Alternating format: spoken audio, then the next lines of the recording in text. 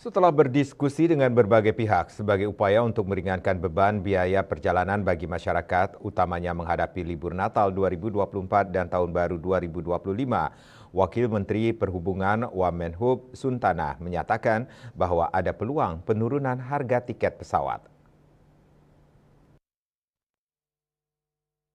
Wamenhub di sela menghadiri pelantikan terpadu lulusan Sekolah Kedinasan Jalur Pola Pembibitan Kementerian Perhubungan di Jakarta. Dikutip dari kantor berita Antara mengatakan bahwa pemerintah saat ini sedang melakukan penghitungan komprehensif terhadap biaya operasional setiap pesawat, termasuk berbagai beban yang menjadi faktor penentu harga tiket.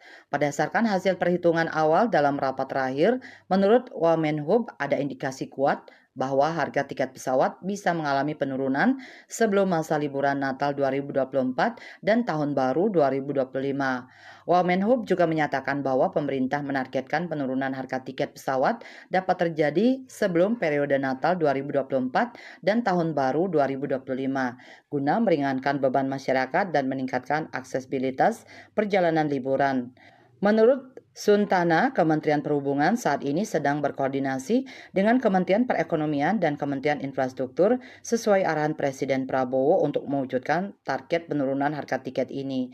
Dia menyampaikan bahwa Kementerian Perhubungan juga telah mengadakan diskusi intensif dengan pihak maskapai guna membahas biaya operasional serta faktor-faktor lain yang mempengaruhi harga tiket pesawat di pasar. Meski belum diketahui berapa besar penurunan harga tiket yang akan terjadi, pemerintah berkomitmen untuk mengurangi beban biaya transportasi bagi masyarakat. Suntana juga menyatakan bahwa meskipun PPN akan naik menjadi 12% tahun depan, aturan itu menurutnya tetap fleksibel dan dapat dikecualikan bagi sektor-sektor yang langsung berdampak pada masyarakat. Bali Post melaporkan.